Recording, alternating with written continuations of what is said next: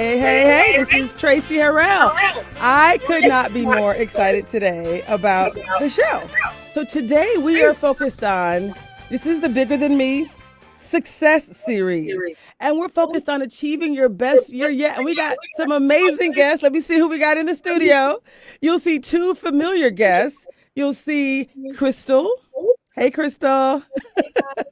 Two success coaches, certified success coaches, and another of one of my favorite people. This is Sean Palmer. So we have Crystal Hughes, Lisa. How did I forget your last name? Thomas. Like the school bus. There you go. Like the you told me like the English muffin. Like the English muffin. Yeah. There you go. I could not be more excited today. And today we're talking about, again, achieving the best year yet. And you're talking to seasoned coaches, life coaches, people who have been successful in business, but also people who are willing to put their lives out there to help you on your journey, which means we know we have areas that we need to improve. And we're going to put ourselves out there to lovingly show you what accountability looks like, how we get there. And so I'm going to have each person introduce themselves. I'm actually going to start with the handsome gentleman. Let me know, are you ready for video number one? Okay, so I'm going to have, I'm going to go to Crystal first, and then I'm going to come to you because we got to adjust your camera. So we're going to go to Crystal. Crystal, tell us who you are. And what I need you to start with is, what are you most successful at? We talked a little bit last week about the success wheel. What are you most successful at? And what tips can you share immediately with people about how they can be successful in that area? And I'm going to give you two, business and fitness. Tell us about those two things. Business and fitness. Okay. Traci, thank you for having me back on. It is an honor to be back on here with you guys. Love it so much. So I am a success coach, certified success coach. I am an author and CEO of my real estate company, and I'm an inspirationalist. I love helping people inspire them in their business and in their life as well. So success coach tips for you here for your business. Prepare for success. Always. It starts with belief and your mindset and having a plan. The how will happen. Just understand where you want to go and know exactly what you want. That's number one for business. And number two, you said for fitness, correct? So for fitness, again, prepare for success. So I always believe, this is your second tip for business and your first for fitness, is prepare the night before. So my days always start the night before. I know what my calendar looks like the next day, and I know my outfits that I'm going to wear and the to the gym, to work, and my meals, and what the workouts are going to be. So plan the day before and always prepare for success. And it starts with your mindset in business and in fitness. I love that. I love it. So basically plan the work and then work the plan. That's what I say as a project manager. Yes. She's loving it. Correct. I love it. All right. Next, we're going to introduce Lisa Thomas, and she's Lisa Page Thomas. And she's going to tell us a little bit about who she is. And also, Lisa, what are you successful at? There's a number of things. Of course, business. You talked about making multi-million-dollar deals in real estate. Talk about that. And what tips would you share with others on how they can be successful? Funny you should ask, and I'll tell you why. I did not even realize this. But just a few minutes ago, my phone started blowing up with people telling me congratulations because I had my personal career best transaction. I'm a commercial real estate broker, and I had my career best transaction within the last couple of weeks, and it was on the front page of the Triangle Business Journal today. Nice. And you're in, and watch out, Lisa, as you lean back, you're kind of fading into your background. So don't lean back too much. But congratulations. That's huge. And this was a multi-million-dollar deal, and they trusted you enough to be on both sides of the deal. I represented both the buyer and the seller. And for me, what I'm particularly proud of about that is, not just that it illustrates the years of experience that it takes in order to represent both sides and to know how to conduct the transaction, but really what I'm most proud of is the amount of trust that both sides, both parties had to have in me to allow me to have the position of representing both of them. They both had to really trust that I was going to, steer them correctly and tell them the truth. And that means a lot to me. I Yeah. love that. I love that, Lisa. Thank you so much. Now we're going to go to the handsome gentleman to my left. I assumed you were talking about Nathan. No, Nathan is handsome too. We got to get a camera on him one day. But again, we've seen him before. He's a handsome, awesome dude. But I'm actually talking about you, Sean Palmer. Today we're going to talk about, again, it's the achieving your best year yet. And you have many skills, but we're going to bring you in to help some of us on this idea of finding balance and dating and relationships. People, get ready. Dating and relationships. So tell us a little bit first about who you are. Should I play the video first? Let me play the video first. Let me play the video first. We got a video to share with you about who this amazing gentleman really is. Whenever you're ready, Nathan. This is not what you want to be doing in the middle of the night on Christmas. But the driver of this white BMW found himself stuck along I-90 near Issaquah with little or no chance of getting out. Until this guy came along. And I figured rather than wait for ability and opportunity to cross paths, I have the ability, I seek the opportunity to start helping people. Just out helping people in his huge fire engine red 2001 Hummer. And it seems assisting stranded drivers is somewhat of a pastime. Some people want to give me money. Some people ask me for my name and number so they can take me out for a drink. They ask me for my name, and the response is always the same. First name Good, last name Samaritan. So the mystery man dropped down face first in the snow to find a place to hook onto the car's axle. He grabbed his tow strap and connected it to the car. All right, slow in reverse. Now, watch that fire engine red 2001 Hummer pop the white Beamer right out of the ditch. The people in the BMW then loosened the tow strap and handed it back. And with a nod of his head, first name Good, last name Samaritan, heads off in delight. Merry Christmas to all, and to all a good night.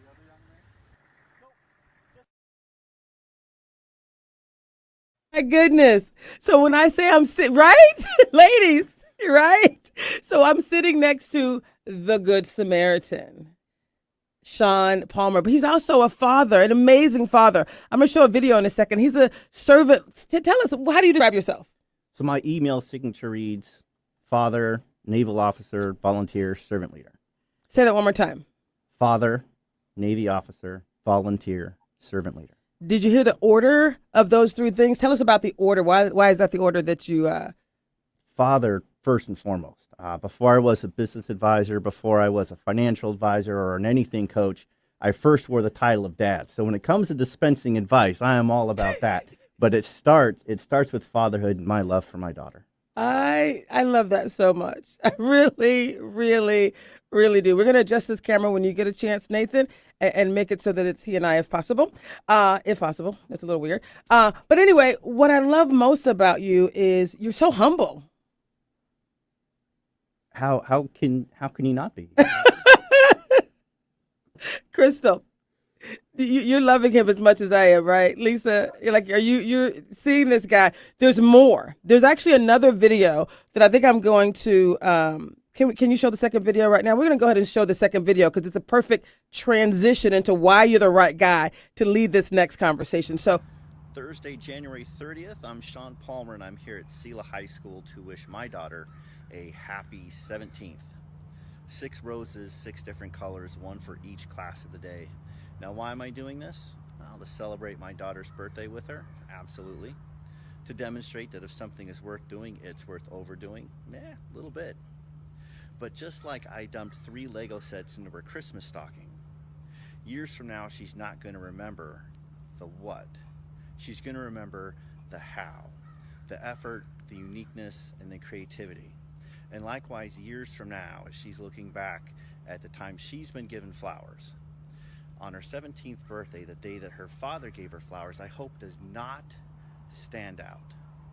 because the man that she's chosen for her forever relationship, that she has chosen to commit her everything to, at that point, the way that he has given her flowers should trump anything I have done. But he can't know how high to jump until that bar has been set. And most importantly, now she knows. A little bit more, she understands her value in terms of love and effort. So Brooklyn Marie, I love you, pumpkin. Happy birthday. Ladies, Sweet. right? We love you. We absolutely love you. And what I love most about that, this is about, again, this series that I'm leading it's the Bigger Than Me Success Series. I started this 3 years ago. We actually trademarked the term, and I started it doing the work around achieving inclusion.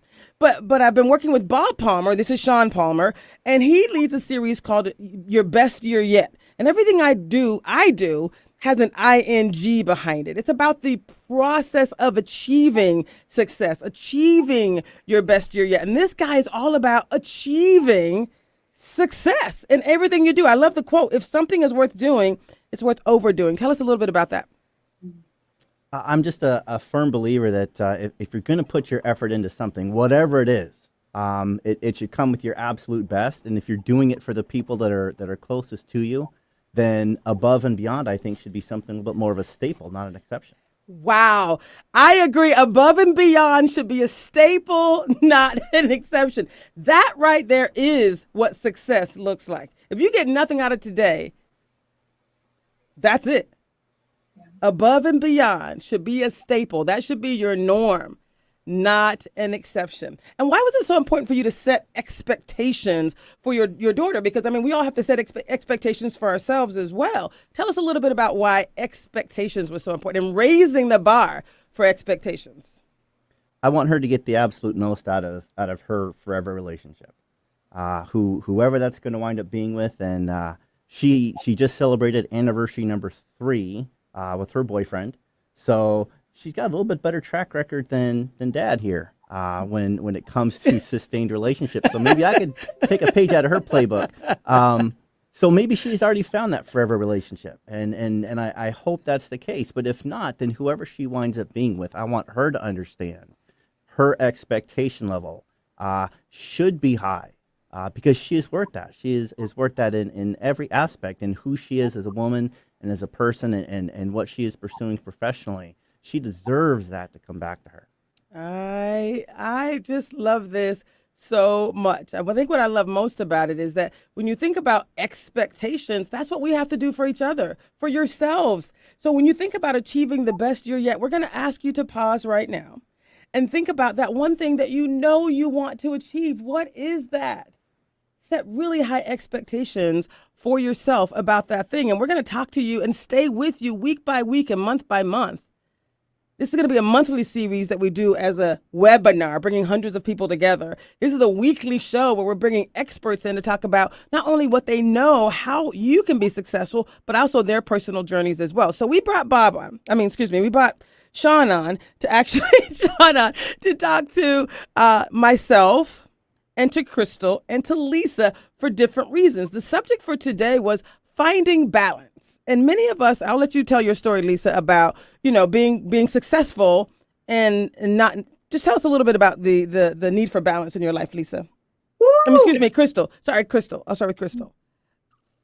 The need for balance, yes. So yes. I love focusing on my health and the spiritual side of things and the wellness and learning and growing and helping others. However, sometimes you're so focused on that, you look down and you go, well, where's my love life? I'm 35 and single. And so this year, one of my goals is educating myself more, being open to love and working more on me to attract that person, because we attract what we are, right? And so this year, that's kind of my goal, is finding balance in love and self-love. What I love that. What I love about it is you are a very successful real estate agent, like multi-millions and millions of dollars. So on the business and the finance side, you are killing it. But you also came forward to say, I want to leverage my journey as a success strategy for others, to show people along the way how to do this work. So Bob, excuse me, I keep calling you Bob. So, Sean, I'm gonna, I'm gonna ask you, and I'm again same way. Like I've been focused on a lot of different things, but we want to bring you in to really help us focus on this topic. So, what can you share with busy professionals who's focused on their career and may not have balance in the area of dating and relationships? Well, I know that this is the success series, but with things that we tackle in life, there are more ways to get it wrong than there are to get it right. So I'll share a few things about what we should not be doing when it comes to dating and relationships. And then I've got 3 pieces of advice, kind of in generality, and then your pre-date and then your first date for both men and women that I will happily share. I love it. And here's what I feel men and women both do when it comes to not setting themselves up correctly. And that is we go out and we wonder what the universe is going to give to us. We seek someone because we want something from someone else, and we don't look intrinsically, and we don't decide. We haven't done successfully that personal inventory where we go, here's what I can offer to someone else. And I think that we look for others first to give before we are willing to give. And I think that is a crucial element in this equation, that you have to be able to give first, because Crystal had already said we attract what we are, we attract the energy that we give off, and certainly you're going to attract or potentially push away if you're not putting out the right vibe, the right energy into the universe. So I think first and foremost we have to look at what we can give to others, but we have to know ourselves first, and sometimes that takes some reflection. It takes a little bit of pain. And I know where we are geographically here on the east side of Lake Washington. No offense to your listeners, but trust fund babies don't know themselves. And I say that because to really know yourself, you got to know failure. You got to know heartache. You got to know loss. You got to go through that stuff to really know it is who you are, and then what you're capable and willing to give to others. And I think we need to start from that frame first. Wow. We are loving that. Crystal, you're nodding your head. Yes. What are your and you had us do some homework. What was that about? So one of the things I use in my leadership curriculum is Taylor Hartman's curriculum called the Color Code. And if you're familiar with Myers-Briggs, I'm an ENTJ. Shout out to other ENTJs. I'm an ENTJ. All right, straight up. Yes. So I know enough about an ENTJ to know about who I am. But here's what I don't understand is how other ENTJs work together, or how an ENTJ works successfully with the other 15 personality types.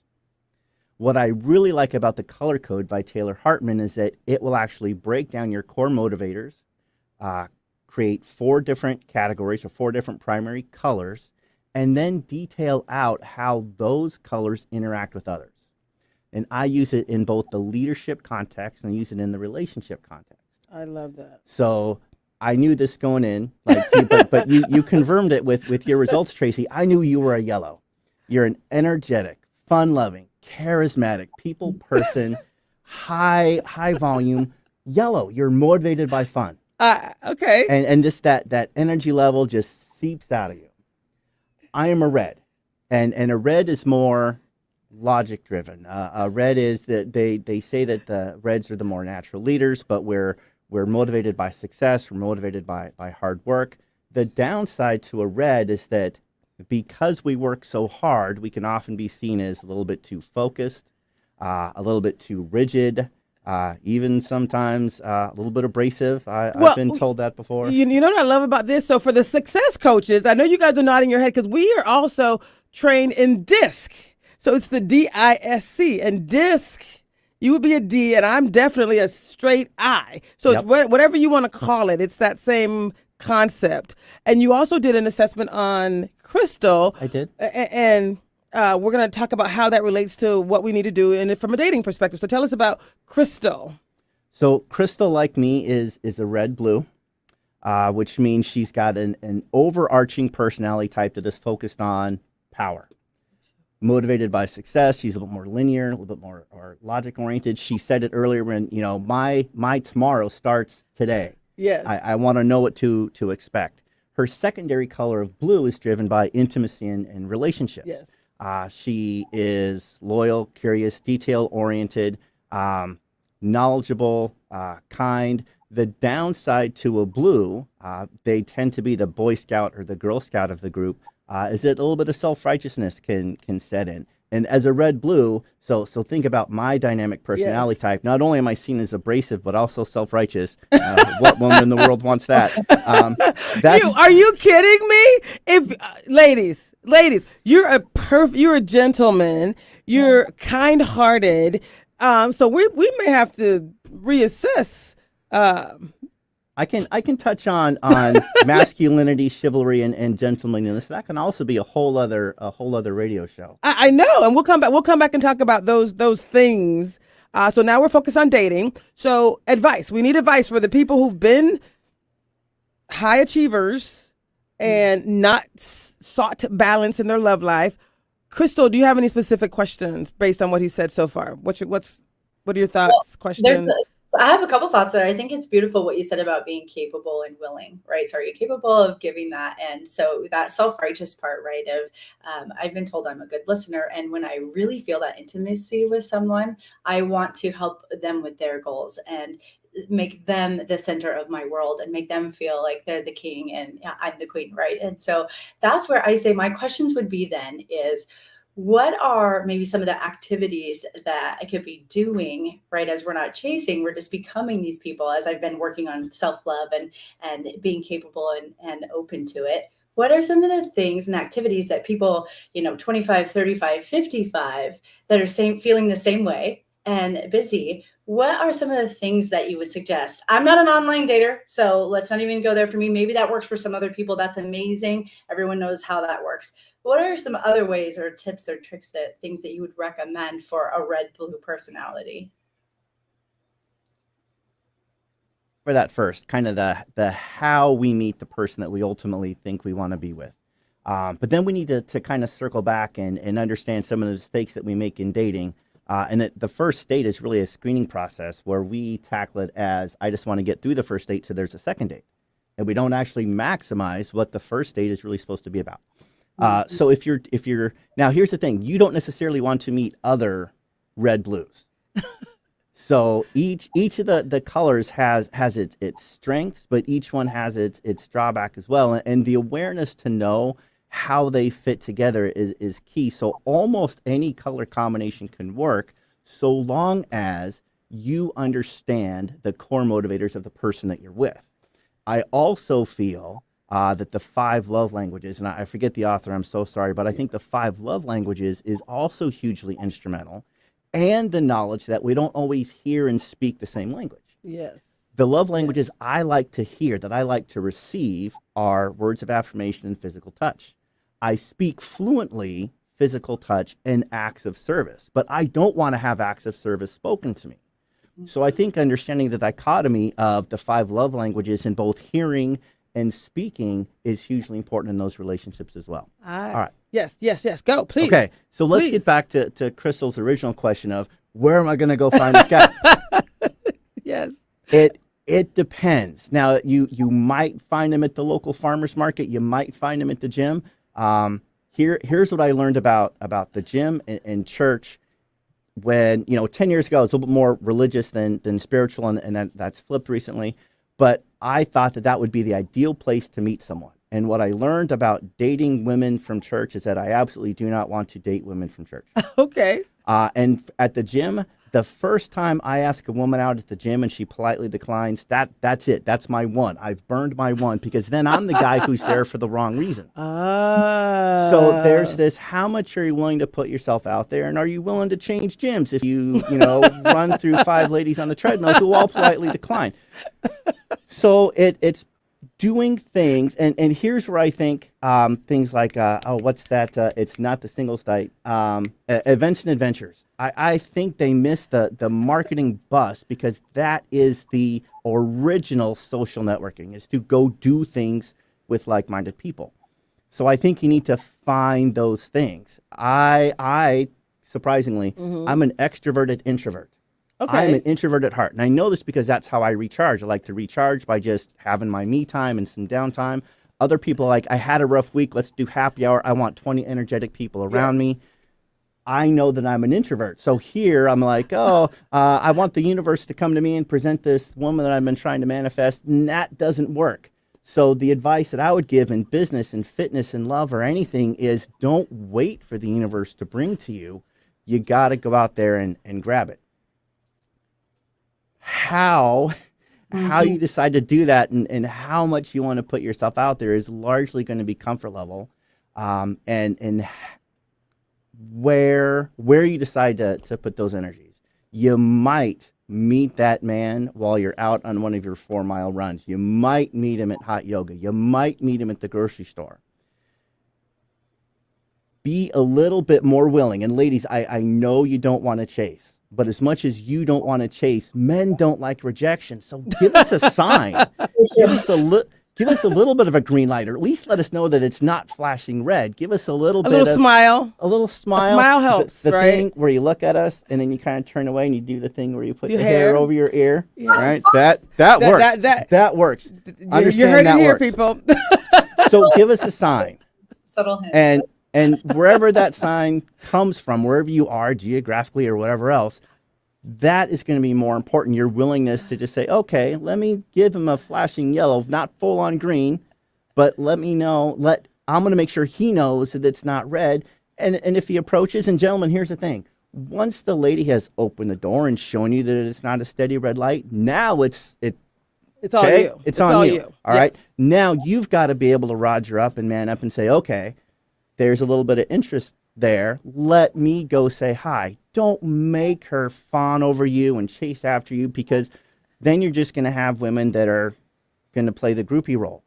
And if you set that up, that's what you're going to receive. So if you want the type of woman who is strong and independent and feminine and successful and ambitious, then understand how she is going to act and behave.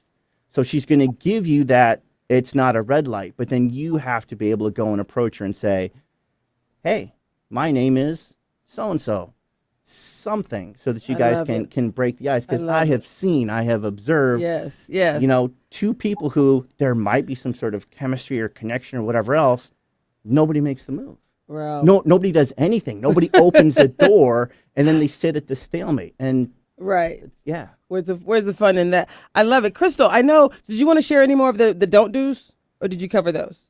I covered most. Okay. I got some general advice. Quick recap. What are the 4 things people that they mess up on? 4? Whatever the things you said. What? Just a quick recap. So make sure that you're giving some sort of signal and just be open, first and foremost. And when you go out into the universe, think first after you've done that self-inventory of what you can give.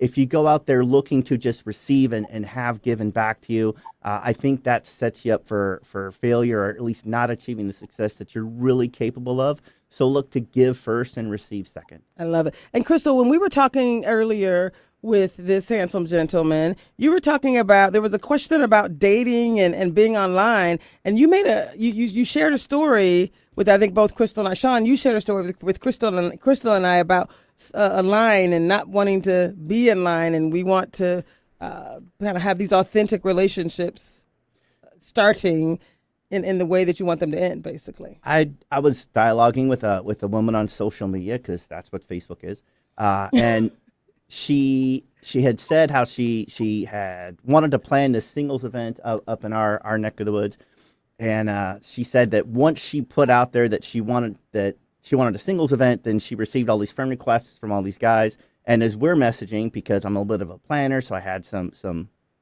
advice for her, because that's what I do. Right. And she messaged back. She goes, "You didn't send me a friend request." And I had said, "Well, what would that get me? Just, in queue with a bunch of other guys. And if all you're doing is setting up to have guys in line, then what you're going to attract is guys willing to wait in line." That's nice, right? And that's not who I am. And I don't even know, and I don't think it was malice or anything else. It's just that level of awareness of what am I setting that other person up to see from the energy that I'm putting out. I love that. Crystal, did you have any other questions and or thoughts, or did you have any thoughts? I'm open to this conversation flowing as it needs to.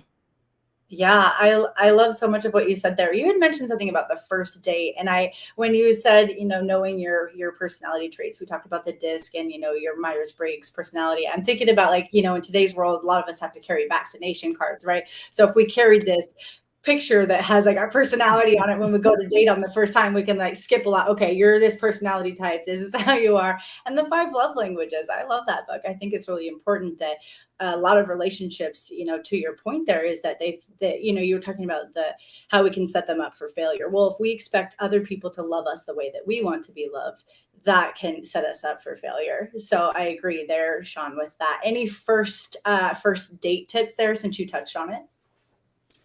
Absolutely. But I'm gonna take a step back and Okay. kind of share that kind of general advice for both men and women. Yeah. Ladies, it would be great if you would learn to better receive a compliment. Ooh. When you are complimented, the person sharing it saw something in you, be it your hair, your smile, your whatever, that they felt warranted a compliment. So to receive back, oh, but this is what I don't like about myself, that's not the positive reinforcement that person needs to want to compliment again. So please learn to take a compliment. With the appropriate response being, thank you. Yeah. And maybe a little, oh, thank you. A little That's- touch of the hair. That's the girly all it thing takes. to do. Thank That's you. That's all it takes. Yeah. Gentlemen, if the ladies are going to be better at receiving compliments, you better get better at giving them. And what I don't mean is, dang, you look good, or right. I mean something that is, one, sincere and authentic, but also your willingness to share that. Hey, or something specific. Hey, your hair looks great today, or I love that outfit you picked out. And it doesn't have to go anywhere. Just compliment for the sake of complimenting someone else. And it doesn't necessarily have to be between just man and woman. A couple months ago, I'm at the gym on a Sunday, and I see this dad on the basketball court playing with his 3 kids. He could have been home watching football. He could have been home washing his car. He could have been doing a million things, but he's with his kids on a Sunday morning. And I hung around for a few extra minutes and the chance that I would catch him, and I would say, hey, Dad, because I wanted him to know why I was approaching him, because I didn't want that to be weird. Right. I'm like, I love seeing you playing with your kids, man. You could be home doing anything, but you're here. I think that's cool. And he was a little bit, all right, man, thanks. Like, he didn't know what to do with it, which I get. It probably came out of the blue. But I would rather have a moment of awkwardness being kind to someone than skip the opportunity to share and spread kindness. I love that so much. Now, the other thing we were going to talk about, again, this is the Bigger Than Me Success Series, Achieving Your Best Year Yet. And we're focused on balance and dating and relationships. And one of the things you said is, as we think about what we want in another person, I know you have a list of things. Tell us real quick the little element that you shared around humor, and then we're going to ask Crystal to tell us a little bit more about what she's looking for. Because, guys, she is single. I just wanted to put it out there. And we're going to work this throughout the year. I'm just saying. Are you single, by the way? I am. What are you trying to rub it in? What are you doing here? I'm asking questions because we're lovingly putting ourselves out there, right? And you shared why you were single, but we're going to talk real quick about the what Crystal or what women want and how they should do some assessments really quickly when dating. Tell us about the humor, for example. So I'm having a conversation with a bartender. This is years ago, and we're talking about relationships, and he goes, so, who is it that you want to be with? And I said something along the lines of, I'll know her when I see her. And he said, okay. He goes, I know. He goes, we've talked a little bit about you love animals, and if I had a dog that was lost and I asked you to help me find this dog, would you help? And I said, yes. He goes, what would be the first question out of your mouth if I asked you to help find my lost dog? And I already knew he had set me up, and I'm like, okay, I get it. I would want to know what the dog looks like so I could recognize the dog when I saw it. So the point he was trying to make is, if you don't know what you're looking for, you sure as heck aren't going to find it. Right. So along with that personal inventory of what we can give, be specifically looking for what's important to you in others. Now, here's how that doesn't work. You're on a first date and you pull out your mechanical pencil and your legal pad. So tell me, Monica, on a scale of 1 to 10, how's your sense of humor? That's not going to fly. Right.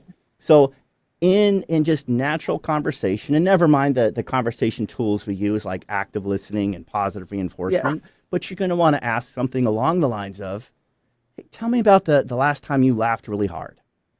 And we're gauging both their response because we want to learn about their sense of humor, but we're also paying attention to all the nonverbals or all the answers. Yes. How quickly they respond, what it is they were laughing at. They might have laughed really hard in the last couple hours because a little old lady fell down on the sidewalk. But if you tell me, oh my gosh, Sean, I want to tell you the story about how I'm volunteering at the Humane Society a couple days ago, and these two dogs were chasing each other's tail, right? That's something that's going to resonate with me. Like, I'm hers at that point. It's all over. You heard it here, girls. Did I mention he's single? Okay, we'll keep moving. Sean, so you have a list, Crystal. I think you started with a list because we did a little homework and we were assessing what you were, kind of your ideal list. Is there any tips as she gets to share this?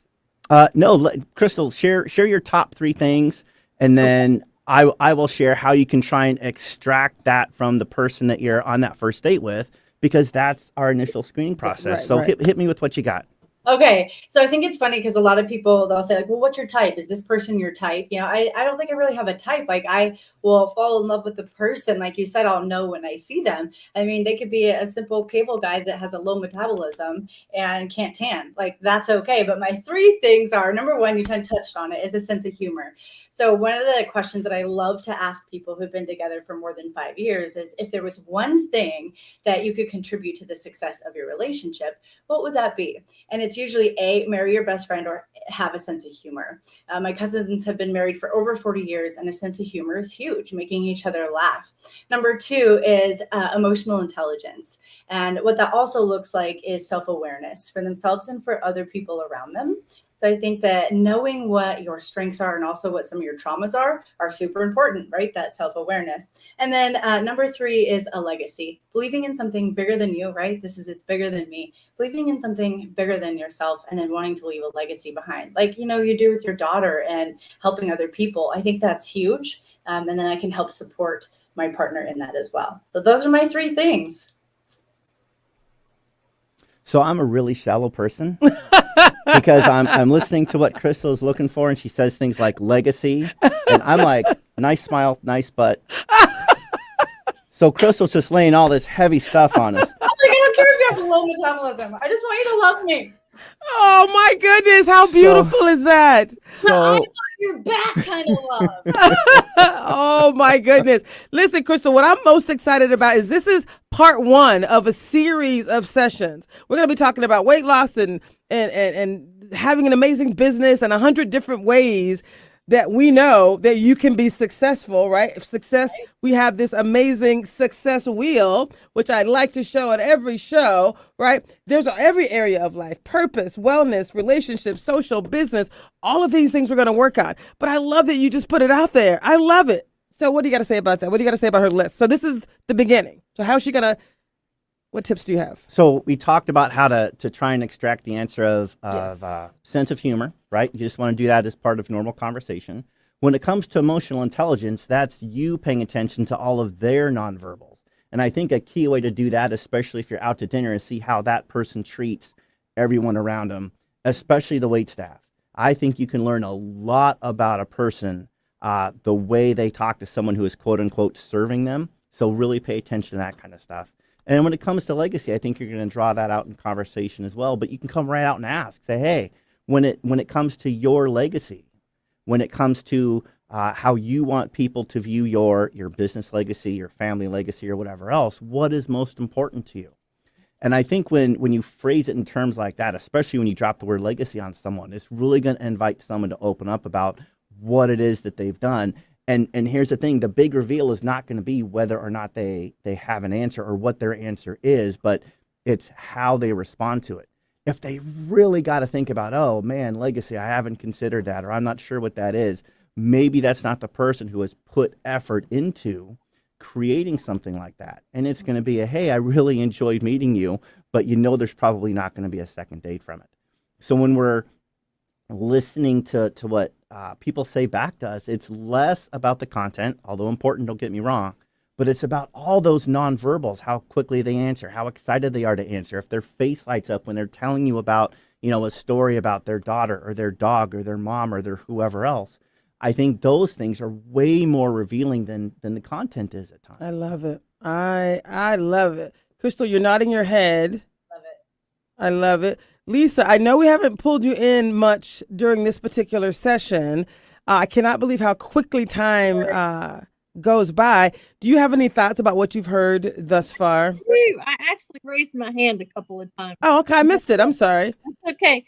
I just wanted to interject an idea that I have heard proposed in similar conversations, which is you guys were talking about raising your expectations in terms of who you're looking for and what you're looking for out of that person. And I heard a conversation and a notion presented that when you refer to it that way as raising your expectations, the word expectation by definition puts the responsibility on the other person. So in effect, if you're so to speak sitting around waiting for someone who meets your expectations, that puts all of the responsibility on them versus you having your own control, if you will. Control is sort of a touchy word, but in other words, it's in your wheelhouse if instead of raising your expectations, you raise your standards. So I think, I mean, for me, I think that's semantics. So I wouldn't put so much weight on it. In my opinion, I think we all kind of have different ways of moving towards success, but expectations and standards, in my opinion, are, like you said, it depends on the perspective. So higher expectations and higher standards simply means you're going higher. So I want to focus on the higher, whatever word you put at the end. I think it's fine. I don't think the other person either meets or doesn't meet those standards or expectations. So just kind of my thought. I wouldn't. I don't know what your thoughts are. Anyone else have thoughts? Like you're waiting. Expectations can sound like you're waiting, like more passive, whereas raising your standards sounds more active versus passive.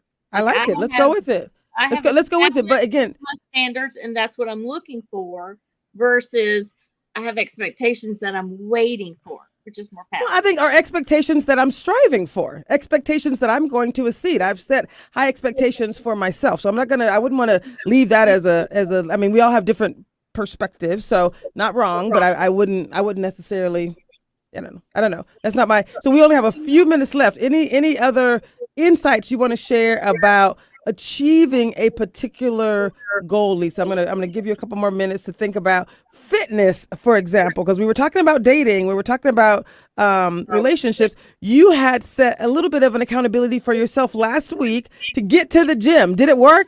And what are your thoughts? In my gym clothes. Say that again?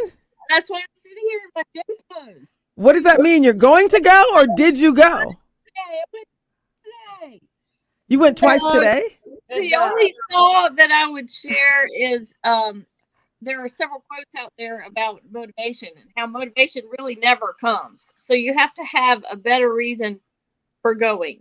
So I was talking with one of the other success coaches today, and she said, go back to your DISC analysis and look at your motivators.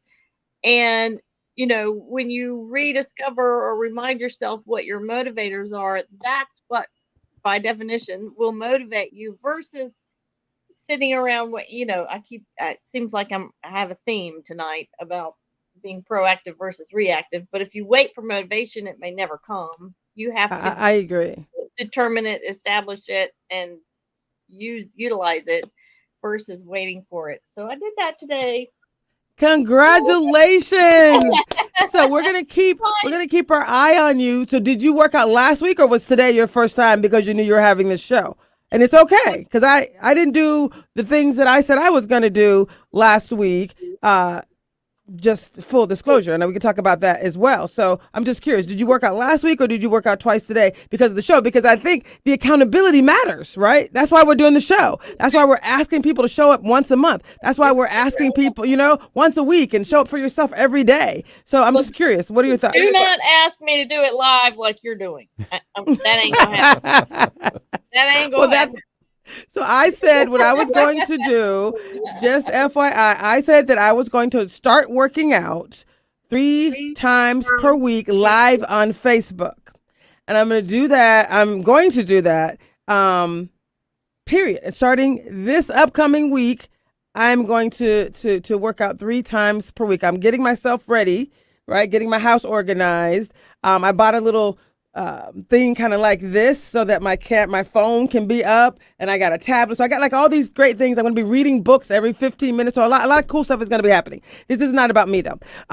But the show is called Bigger Than Me, and I'm super excited about that. Any final tips? We're gonna bring, is Bob on? Did Bob join us? Bob is on? Bob, I didn't see you. How are you? I've been hiding. I didn't see you. I've been just listening in and having fun. So what did you think? So Bob, we renamed this entire series because of you. Because of you and I have years of experience together. I've been doing a Bigger Than Me success series on inclusion. I've been doing this show called Bigger Than Me, but achieving the best year yet is something that you do every year. And we have a session planned for this Saturday.